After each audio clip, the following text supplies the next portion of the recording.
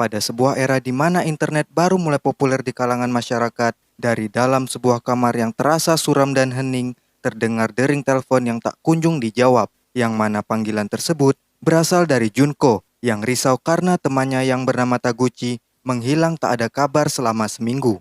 Junko menunggu sebuah disket berisi tugas yang sedang dikerjakan Taguchi. Untungnya, rasa cemas Junko segera ditenangkan oleh Michi, sahabat Junko yang juga berada di toko tanaman tempat mereka bekerja itu. わかんないよ。わかんないけど何か起こってる。もう1週間になるんだっけ。どうなってんだよ田口。 Tak lama datang pula Yabe, teman mereka juga yang mempertanyakan dan tak tahu kemana Taguchi pergi selama ini. Junko yang semakin khawatir dan mencurigai sesuatu yang tidak beres terjadi pada Taguchi pun membuat Michi memutuskan untuk mendatangi langsung tempat tinggal Taguchi sendirian. 行ってこようかな、田口くんち。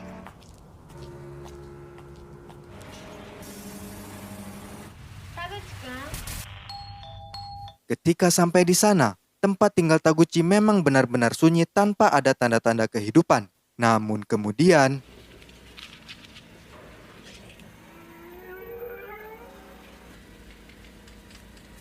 なんだ。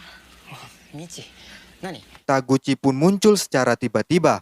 Ia yang selama ini hanya berdiam diri di tempat tinggalnya membuat Michi bertanya-tanya apa yang sebenarnya terjadi pada temannya itu. Taguchi tak banyak berucap dan berusaha meyakinkan Michi bahwa semua baik-baik saja. Namun sikap tertutup Taguchi justru semakin membuka banyak tanda tanya di kepala Michi dan kita semua.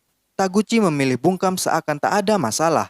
Ia malah mempersilahkan Michi mengambil sendiri disket yang telah dikerjakannya di dekat komputer.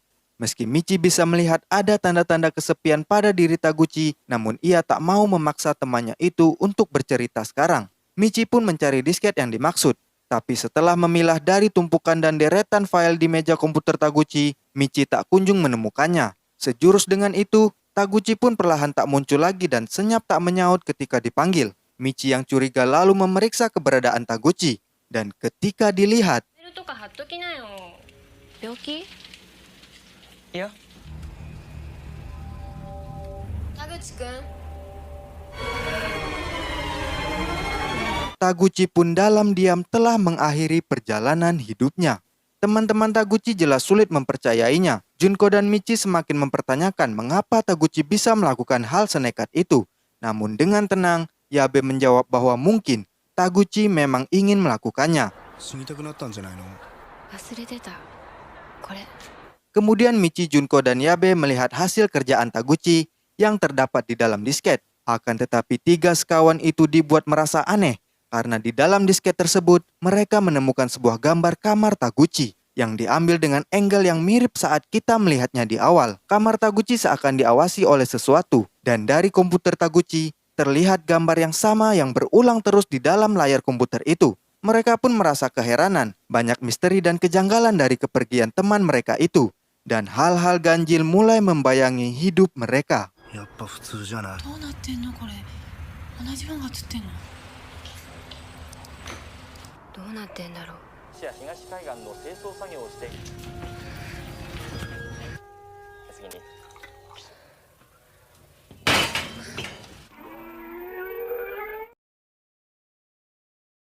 Sementara itu di tempat dan situasi yang berbeda, kita diperkenalkan dengan tokoh lain bernama Ryosuke Kawashima. Karena internet baru mulai menyebar di kalangan masyarakat, selaku mahasiswa ia pun harus menjadi orang yang duluan menguasai dan akrab dengan dunia baru dalam layar komputer itu. Tapi tak segampang yang dibayangkan. Kawashima bukan mahasiswa yang begitu pandai. Karena masih asing dengan internet, ia pun gagap dan kesulitan menghubungkannya ke komputer. Dengan sabar ia berusaha memahami petunjuk dan mengikuti langkah-langkahnya. Namun yang terjadi, 始めましょう。インターネット。始めます。はい。完了。なんだよ。 begitu internet terhubung, Kawashima pun dibuat tercengang dengan yang tiba-tiba keluar di layarnya. Video dari semacam situs misterius berisi beberapa orang yang muram, tak semangat hidup, dan terlihat kosong dalam jiwa mereka, terpampang jelas di hadapan Kawashima. Ia yang baru pertama kali menjajal pun keheranan. Apakah seperti ini yang dinamakan dunia maya? Tapi belum sempat teka-teki itu terjawab, Kawashima pun dilempar pertanyaan balik oleh situs yang terhubung tersebut. yang berbunyi, "Apakah kamu ingin melihat hantu?" Kawashima yang merinding dan tak nyaman dengan pertanyaan tersebut kemudian mematikan komputernya dan berusaha tak ambil pusing. Tapi ketika ia terbangun dari tidurnya, kejadian ganjil pun terjadi lagi. バカじゃねえの。 Komputer menyala sendiri dan kembali memperlihatkan seseorang yang terdiam dengan kepala menggunakan penutup warna hitam. Kawashima yang ketakutan pun kemudian mematikan paksa komputernya. Merasa terusik, Kawashima lalu mendatangi lab komputer di kampus untuk mendapatkan info dari mahasiswa lain yang lebih mengerti komputer. このバッチファイルインターネットって勝手に向こうから繋がっちゃうもんなの？何のサイト？ Dari situlah ia bertemu Harue yang dengan baik hati mau menolong dan mengajari Kawashima tentang komputer dan sebuah dunia aneh bernama internet. あの履歴を開いて、ああちょっと待って。ダメダメ。そういうの。そしたら知らせて。あ、クリックして。クリックし。 Kita kembali lagi kepada teman-teman yang ditinggalkan Taguchi. Yabe tiba-tiba mendapatkan sebuah panggilan misterius yang terdengar suara minta tolong dari panggilan itu. Layar handphone Yabe pun seketika muncul gambar kamar Taguchi. Dari gambar itu, Yabe terpancing dan semakin penasaran dengan apa yang sebenarnya terjadi. Yabe ke kediaman Taguchi. Di dalam sana, Yabe lalu menemukan kertas bertuliskan ruangan terlarang. Dan tiba-tiba... もしもし。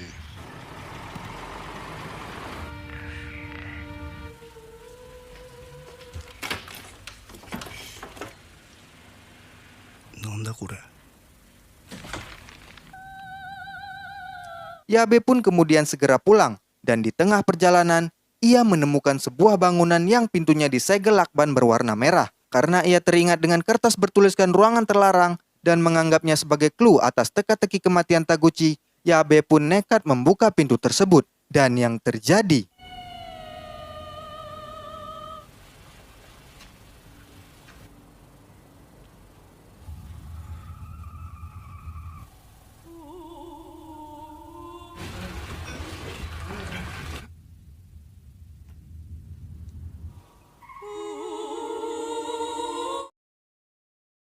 Semenjak peristiwa menyeramkan itu, kini giliran Yabe yang tak kunjung kelihatan batang hidungnya. Junko dan Michi pun semakin penasaran dan merasa aneh dengan kemuskilan yang mengganggu ini. Tapi untunglah, Yabe menghilang tak terlalu lama.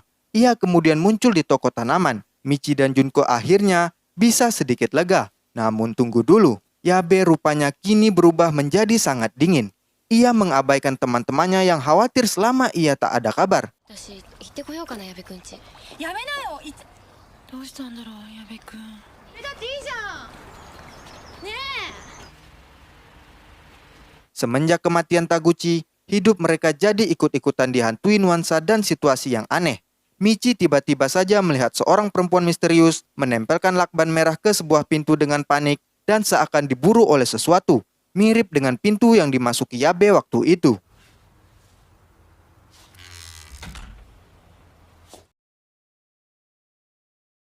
Kita pindah lagi ke Kawashima. Lagi-lagi komputernya nyala sendiri. Dan video-video aneh tempo hari pun muncul kembali. Ia bergegas melakukan langkah-langkah yang diajarkan Harue apabila alamat web itu keluar lagi. Akan tetapi lama-kelamaan, Kawashima semakin panik dan ketakutan melihat orang aneh yang kepalanya memakai penutup warna hitam itu. Dan kemudian segera mematikan komputernya dan mencabut kabel.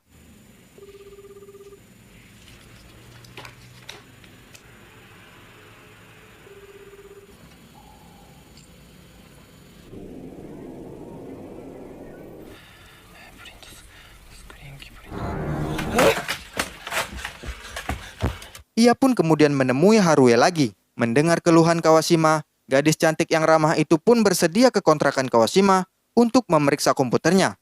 Di tengah ia membereskan komputer Kawashima, Harue pun menanyakan alasan Kawashima menggunakan internet.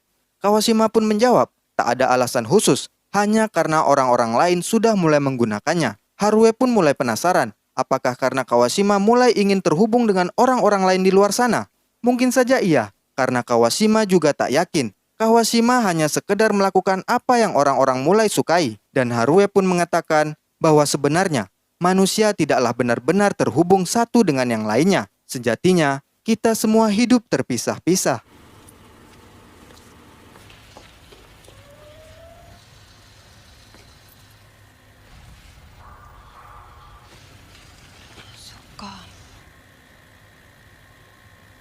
死んじゃうし、あんまり離れすぎるとお邪魔します。あっちに。他人とどこかでつながっていたいから、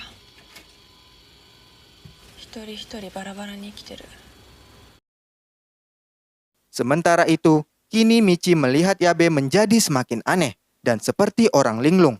Ia pun menyendiri dalam kesepian. Semenjak mengalami hal yang mengerikan dalam ruangan terlarang, Yabe jadi penyendiri dan seolah dirundung suram berlarut-larut. Ia pun sedikit bercerita kepada Michi tentang ruangan terlarang itu dan memperingatkan Michi untuk jangan pernah masuk ke dalam sana. Yabe tak mampu mendeskripsikan secara detail apa yang ia rasakan sekarang. Rasa hampa dan sepi yang dingin tak mampu diutarakannya. 矢部君、顔見えた。なんかあったの？話して。風の間。風の間？大丈夫なの？ Michi pun tak mampu lagi berbuat banyak di tengah keganjilan yang terasa semakin nyata. Hingga akhirnya, Michi pun tak sengaja menyaksikan kejadian yang sangat mengerikan di tengah perjalanannya.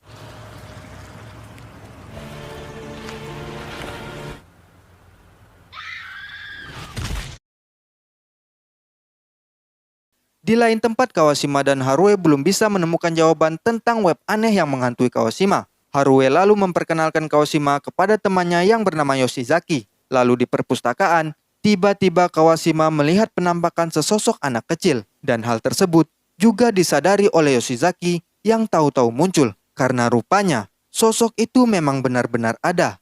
Jika Kawashima penasaran, Yoshizaki menyarankan Kawashima untuk menangkapnya sendiri. Karena hanya dengan cara itu, rasa penasaran Kawashima bisa terjawab. Kawashima yang terpancing ditambah rasa penasarannya karena belakangan sering diganggu pun memberanikan diri untuk mengejar sosok tersebut.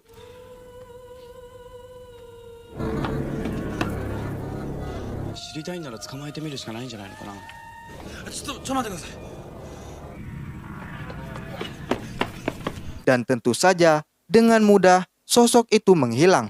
Yoshizaki mengatakan, roh atau makhluk halus tinggal di dimensi dunia lain. Dan tempat tersebut memiliki kapasitas terbatas. Sejak zaman dahulu, entah sudah berapa banyak makhluk yang memenuhi tempat tersebut. Dengan sangat terpaksa makhluk-makhluk yang ada di sana keluar menuju ke alam lainnya. Salah satunya ke alam manusia. Jika sebuah media mencapai puncak kapasitasnya, maka perangkat lainlah yang akan menampungnya. Dan sekarang, mereka tak lagi berbentuk samar-samar seperti sebelumnya. Mereka kini dapat dilihat dengan wujud yang nyata. Seperti contoh, korup 残念ながら無限大ではなかった。どんな方法ででもそれは起こった。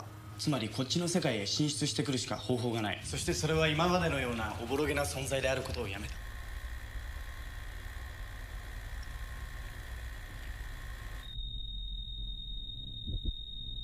Kembali lagi kepada Michi yang semakin hari dirundung kekelaman yang semakin gelap. Karena tak bisa bertahan terlalu lama, dengan sangat mencengangkan, Yabe pun perlahan menghilang dan kemudian lenyap secara misterius. Hanya menyisakan bekas hitam di dinding, persis seperti tanda hitam di tempat Taguchi.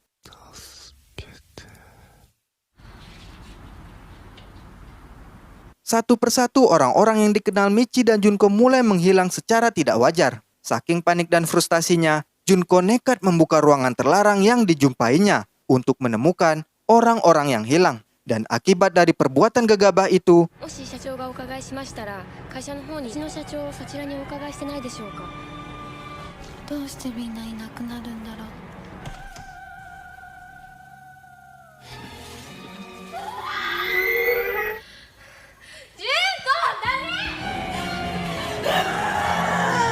kini Junko pun sawan dan menjadi orang yang muram. Tepat sekali, persis seperti Taguchi dan Yabe sebelumnya. Junko pun perlahan mulai ditemani oleh dunia yang terlihat tak berarti. Seakan sinar matahari yang terang hanya membuat bayangan ketakutan semakin gelap di dalam jiwanya. Ia selalu dihantui kengerian yang sebenarnya tak ada di depan mata.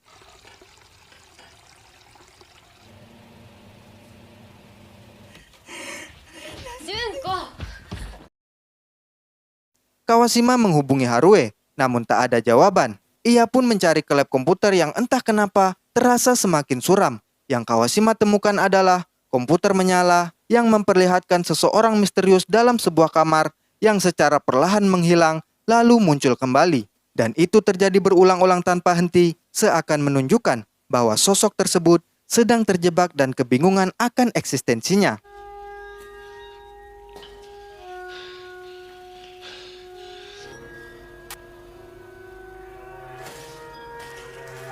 Kawashima yang memiliki firasat buruk langsung mendatangi tempat tinggal Harue dan menemukan Harue basah kuyup dalam keadaan bingung yang kemudian histeris dan berkata bahwa semua orang telah menghilang.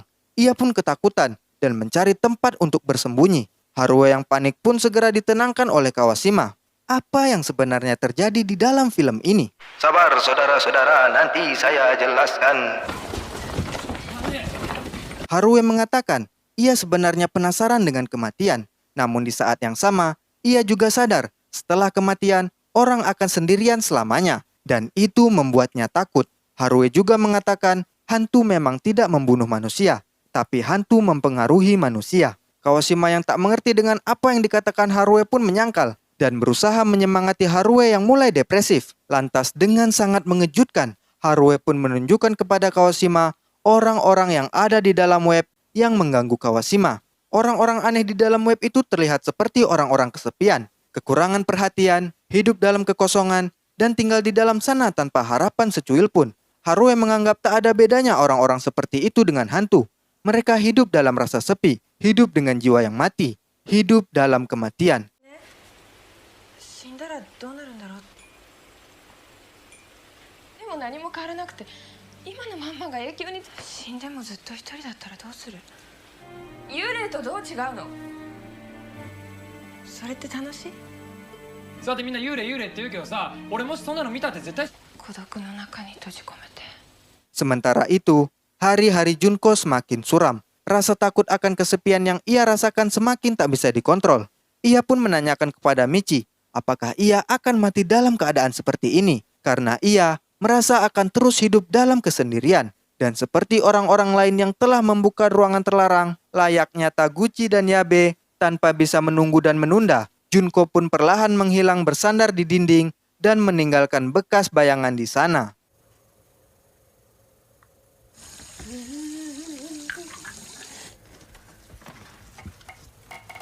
Aku 死んじゃうのかな、このまま。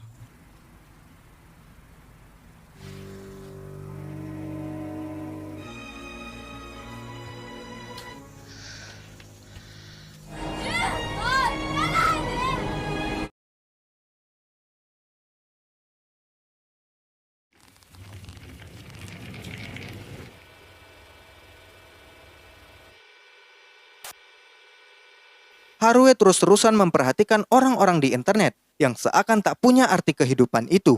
Mereka semua seolah telah lama hidup di dalam dunia maya, terjebak di sana, dan sulit untuk terhubung kembali pada kehidupan dunia nyata. Entah mengapa Harue pun lambat laun sepertinya merasakan kejenuhan yang sama. Hingga akhirnya, ia menyaksikan salah seorang warga internet dengan penutup kepala itu menggunakan pistol untuk mengakhiri kesepiannya.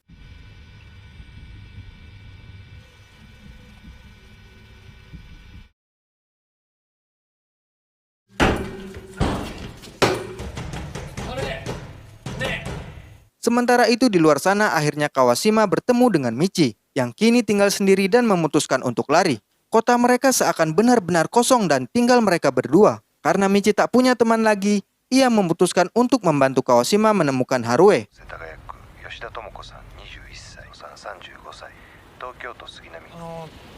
大丈夫。君は？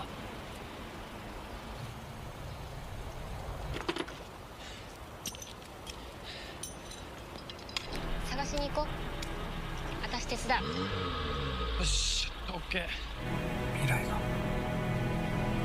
Mereka tak menemukan Harue di tempat tinggalnya, tapi di dekat sana terdapat pabrik kosong. Mereka penasaran, barangkali bisa mendapatkan persediaan untuk melanjutkan hidup di dalam sana, atau mungkin saja Harue memang berada di dalam sana. Mereka pun bergegas pergi, dan Michi memperingatkan Kawashima untuk tidak memasuki pintu dengan segel lakban berwarna merah.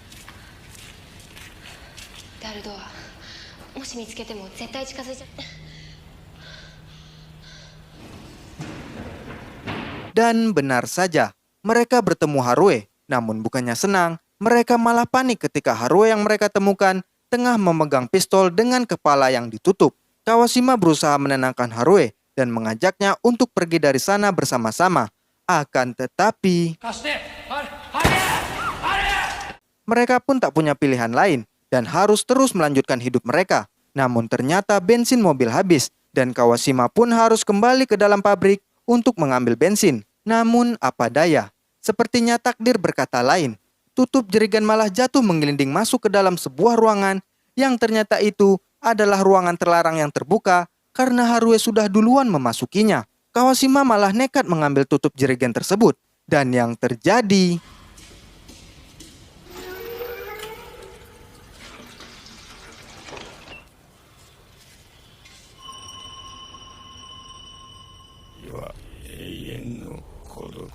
Sesosok makhluk pun muncul di depan Kawashima. Kemudian makhluk itu mengatakan, kematian adalah kesepian yang abadi. Meski sudah jelas di depan mata, namun Kawashima terus-terusan berusaha mengingkari apa yang dilihatnya untuk menghilangkan rasa takut.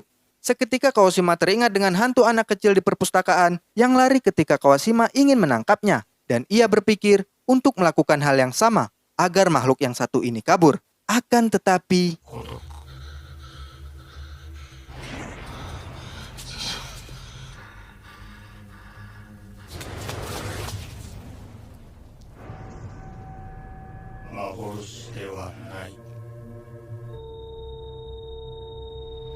Kawashima yang selama ini skeptis hanya bisa terdiam menyaksikan kenyataan di hadapannya. Kemudian Michi menyusul dan menemukan Kawashima sudah lemas duduk termenung. Mereka pun segera pergi ke pinggir laut untuk meninggalkan kota. Michi yang mengetahui Kawashima telah memasuki ruangan terlarang pun hanya bisa menangis. Ia sudah cukup bahagia bertemu Kawashima setelah kehilangan orang-orang dan tinggal sendirian. Tapi kini, teman satu-satunya itu juga sebentar lagi pasti akan menghilang dalam kehampaan. Namun Kawashima berusaha untuk tetap bertahan dan lari ke tempat yang jauh bersama Michi menuju Amerika Latin. Dan sepertinya wabah kegelapan ini telah menghilangkan banyak manusia dari kehidupan nyata di seluruh dunia.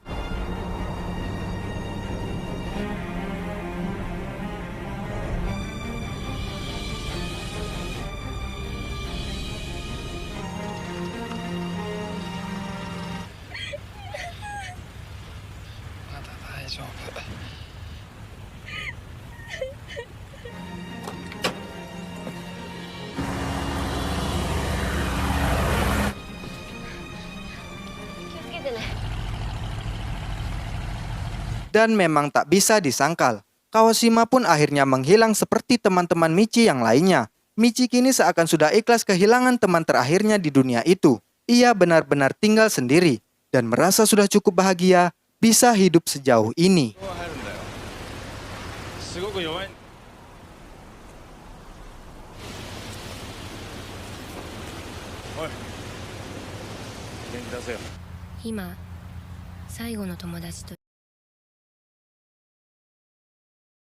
Sekarang kita bahas satu persatu, berdasarkan apa yang mampu saya pahami lewat sebuah hipotesis sesederhana mungkin.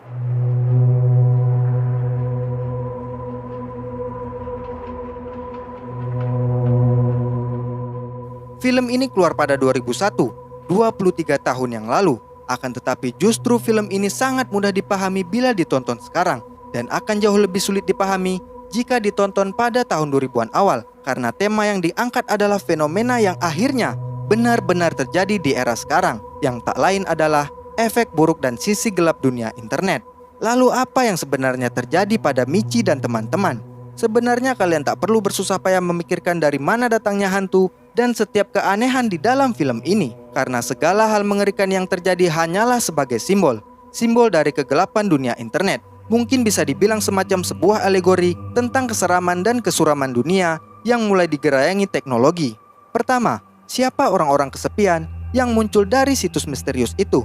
Mereka adalah orang-orang yang telah ketergantungan dengan internet. Seluruh waktu dalam hidup telah mereka habiskan di jejaring internet, berinteraksi dan bergaul di dunia maya hingga melupakan kehidupan mereka di dunia nyata. Seperti yang dikatakan Harue kepada Kawashima, alih-alih menemukan dan terhubung dengan orang-orang di luar sana lewat internet, manusia sejatinya tidak benar-benar terhubung dan hidup terpisah-pisah. Bukankah memang itu yang terjadi?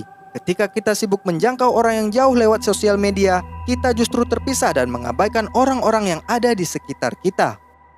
Kemudian apa yang dimaksud dengan ruangan terlarang? Sekali lagi, ruangan terlarang juga merupakan sebuah simbol batas kewajaran penggunaan internet, alias batas dunia maya dan dunia nyata. Dari Taguchi hingga Haruhi, mereka semua telah nekat menembus batas, diibaratkan telah masuk ke dalam dunia internet terlalu jauh dan meninggalkan kepentingan dunia asli. Mereka menemukan kesenangan yang padahal adalah sebuah kegelapan yang menghipnotis di dalam internet.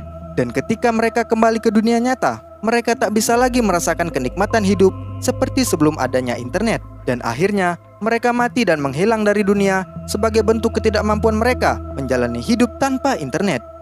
Pertanyaan selanjutnya tentang hantu. Hantu di sini sebagai setan yang mengelabui dan menakut-nakuti layaknya setan-setan biasanya. Haruhi pun pernah bilang, hantu tidaklah membunuh manusia, melainkan merekalah yang menginginkan manusia untuk terus hidup dalam kesepian dan rasa bosan tanpa internet, membuat manusia frustasi, putus asa, dan akhirnya menggoda untuk mengakhiri hidup. Kemudian tentang kapasitas dunia hantu yang telah penuh seperti yang dikatakan Yoshizaki, itu merupakan alasan agar menjadi sebab sosok hantu bisa dimunculkan dalam cerita ini. Dan inti dari semuanya adalah tentang efek buruk yang bisa ditimbulkan akibat penggunaan internet di luar batas, yang akan muncul di masa depan, yang mana memang benar-benar terjadi pada hari ini, 23 tahun setelah film ini dibuat. Tentu tak ada masalah dengan internet itu sendiri. Carilah ilmu dan penghasilan, serta teman yang banyak dari internet. Namun yang perlu diperhatikan adalah jika penggunaannya tidak menghasilkan sesuatu yang bermanfaat atau hanya membuang-buang waktu dan malah menambah keburukan, maka satu generasi atau bahkan lebih bisa terancam wabah spesies baru, menyerang pola pikir dan mempersempit sudut pandang. Sebuah kegelapan yang mungkin belum pernah muncul di zaman sebelumnya, yang disebabkan oleh terlalu sibuk hidup di dalam internet. Sebuah dunia yang belakangan tak jarang membuat orang-orang mendambakan hidup yang menyenangkan, seperti orang-orang yang mereka lihat di sosial media. Yang mirisnya juga membuat semakin banyak orang yang haus perhatian. Mereka mengabaikan segala yang ada di dunia nyata, dunia sesungguhnya yang seharusnya mereka hadapi. Ironisnya, saking sibuk mencari atensi di dunia maya, mereka yang sudah terjebak di dalam sana sanggup melakukan apapun demi mendapatkan perhatian dan sorotan. Dari hal-hal yang membahayakan keselamatan hingga merendahkan harga diri pun mereka sanggup lakukan demi pengakuan. Begitu banyaknya kesenangan dan taburan hal-hal yang praktis membuat mereka nyaman hidup di dalam dunia maya. Di balik akun dan profil yang bisa dibuat bebas sesuai seperti apa mereka ingin dikenal, mereka seperti membangun sebuah kerajaan di internet yang tak bisa mereka tinggalkan sedetik pun. Di luar pekerjaan dan hal-hal penting lainnya, kehilangan akses wifi atau jaringan secara tiba-tiba dalam 24 jam saja bisa merubah mereka seperti Taguchi. Hal itu membuat hidup mereka terasa bingung, penuh tumpukan sepi dan kebosanan, seakan semua yang dimiliki tak berarti. Mereka kecewa ketika di-unfollow dan menjadi beringas ketika dikomentari. Mereka seperti korban dari media dusta dan serakah yang membuat masyarakat sangat takut ketinggalan tentang hal-hal terbaru. Perilaku masyarakat seolah menjadi otomatis menggunakan gadget dan kesibukan sosial media mereka sebagai senjata untuk menghadapi interaksi sosial di tempat umum yang mereka ingin hindari, semakin mengisolasi diri dan menumbuhkan rasa ketidakpedulian sosial. Meskipun pada akhirnya mereka tak jarang mulai merasa bosan sendiri walau sudah scrolling media sosial berjam-jam di dalam kamar.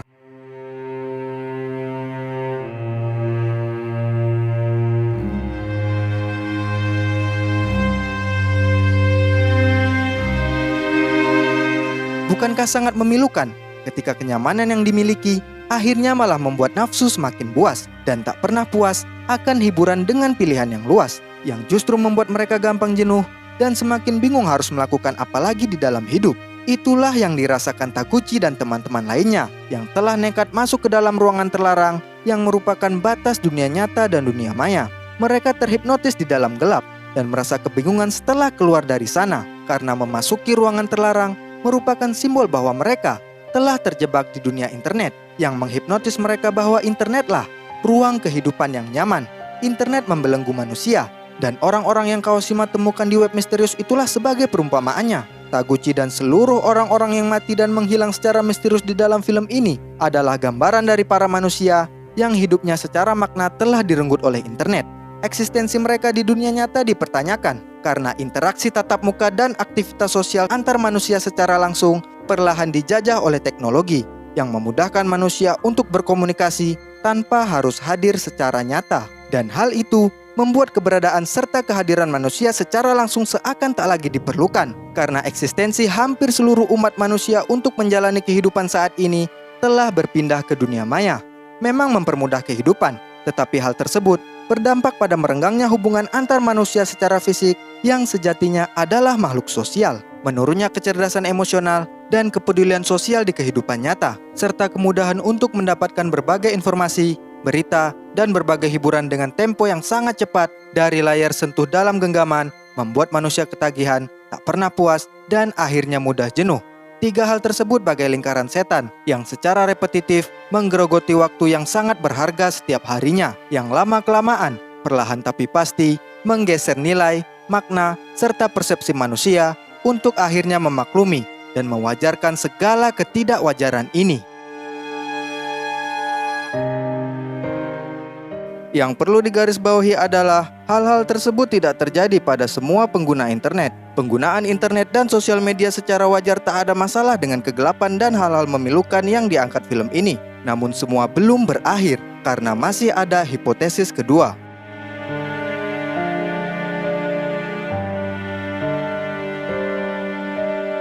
Bagaimana jika Taguchi, Yabe, Michi, Junko, Kawashima hingga Haruhi ternyata adalah orang-orang yang justru berjuang bertahan hidup di tengah propaganda yang menghipnotis warga kota mereka untuk beralih ke dunia maya dan menyebabkan kota akhirnya terlihat menjadi sepi.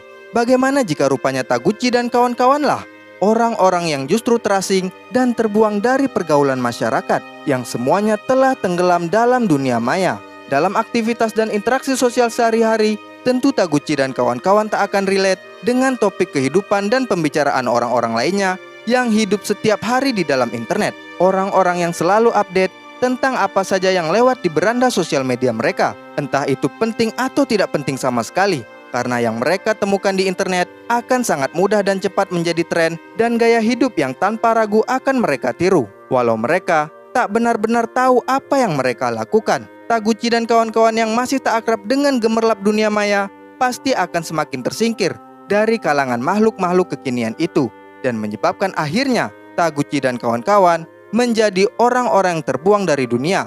Tak ada pengaruh dan artinya di mata orang-orang lain. Ada atau tidak ada mereka, dunia akan tetap sama. Dunia akan tetap digiring ke arah garis finish.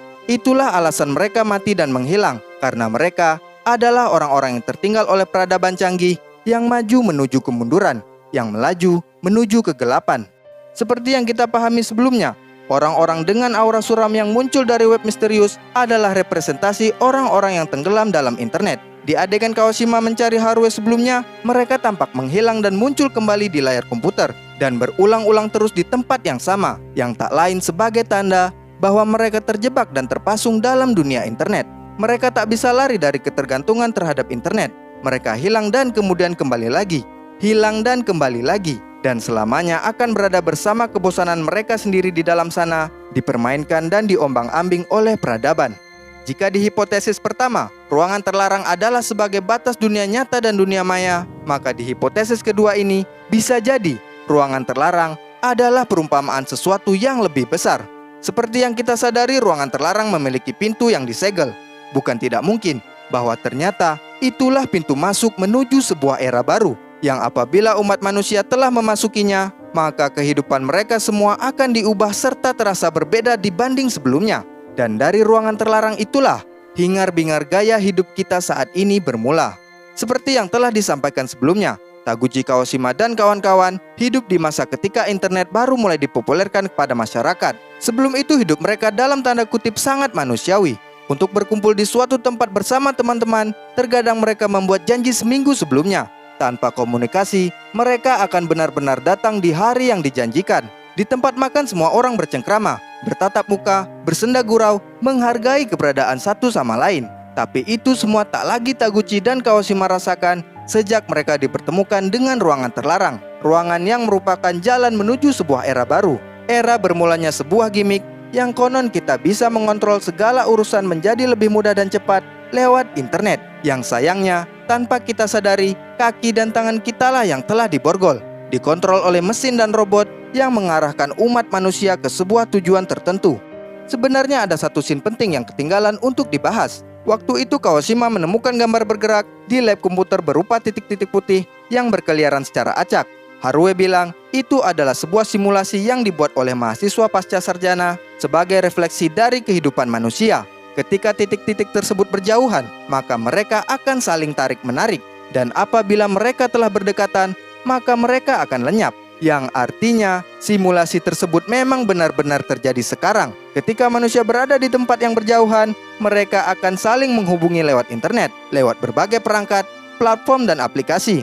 Tapi setelah mereka semua benar-benar berkumpul, berdekatan dan bertemu secara fisik, hubungan antar sesama manusia yang sesungguhnya mulai lenyap. Sibuk dengan gadget masing-masing, dunia masing-masing. Hubungan sosial tak lagi terasa sama, dan seperti kehilangan nyawa. Membawa kabar pilu karena hilangnya kepekaan, kepedulian, dan perilaku manusia semakin terlihat menyedihkan. Tak heran jika di sepanjang film kota terasa sepi, dan semakin kosong menuju akhir. Entah di mana para manusia sekarang, masih di dunia nyatakah, atau memang sudah benar-benar terjebak di dalam dunia maya.